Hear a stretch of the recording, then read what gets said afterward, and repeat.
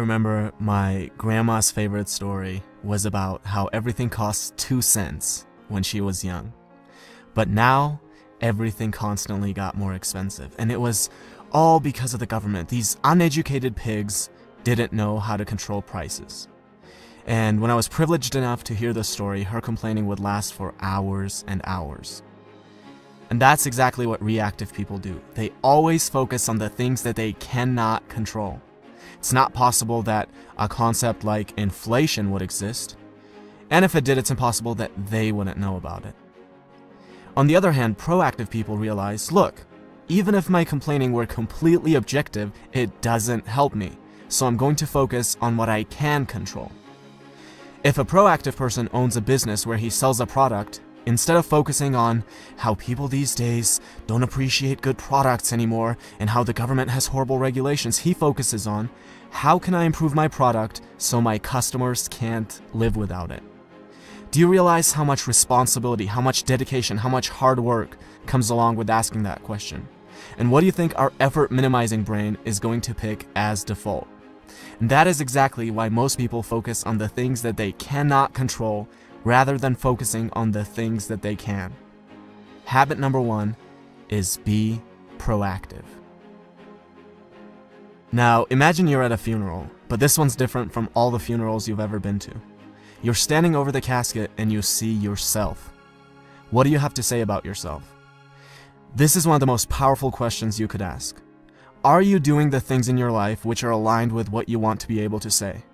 Do you want to say that you are a good spouse? If that's the case, how does coming home and instantly being negative towards your spouse affect that? Do you want to be remembered as a person who added value to society? If that's the case, are you doing the things that will allow you to say that, or are you scared of failure and choose comfortable mediocrity instead? Almost every one of us will have to readjust how we live when we ask this question. Habit number 2 is begin with the end in mind. Now, if I were to ask you, what are the most important things to you? The most common answers I would get would be either your well-being or your relationships, your family, your spouse, your children. You would never ever say organizing papers or watching TV. But how many of us spend more time organizing papers and watching TV than planning our nutrition and going to the gym or cultivating a healthy family environment? There's a horrible disconnect between what we say and how we actually allocate our time. Habit number 3 is put first things first. Now, imagine you're an author and I'm an author, and we both write interesting books, and we both have access to an audience of about 100,000 people. I read your book and I love it, so I decide to share it with my audience, and as a result, you now have thousands of people buying your book and reading your ideas. You see this and think, who is this guy? Let me take a look at his book. You start reading my book and think I have ideas that are valuable, so you decide to share it with your audience. And as a result, I now have thousands of people buying my book and reading my ideas. Notice how different this is from my creating a little creepy Amazon account, finding your book and leaving a bad review, hoping that this will deter a few people from buying your book, which will in turn somehow get them to buy my book. Habit number 4 is think win-win. Stop thinking of everything as a zero-sum game. For you to win, another person does not have to lose. Something I want my viewers to do is to subscribe to my channel. But you will never hear me say, well, I worked really hard, guys. I dedicated so many hours to this. Please subscribe. Look, who cares if I worked hard? Who cares if I've spent days creating this video? The real questions are, does it offer value to you? And why should you dedicate your time to subscribing when you could be doing anything else that you want? Habit number 5 is something that I try to use every single day with every interaction that I have and with every comment that I reply to, and it is this: seek first to understand, then to be understood.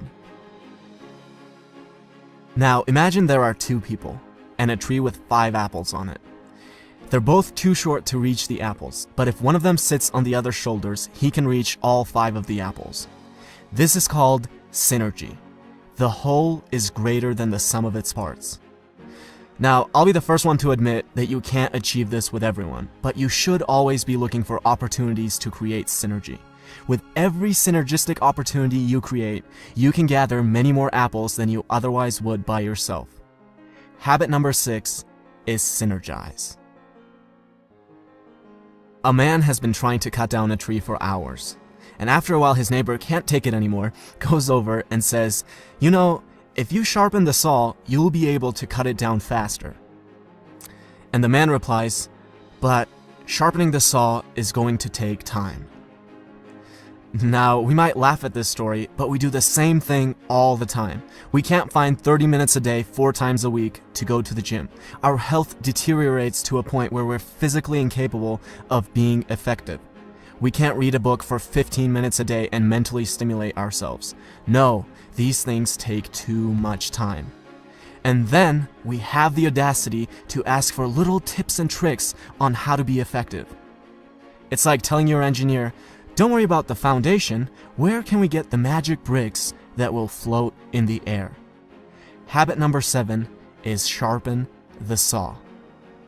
And these are the 7 habits of highly effective people by Stephen Covey.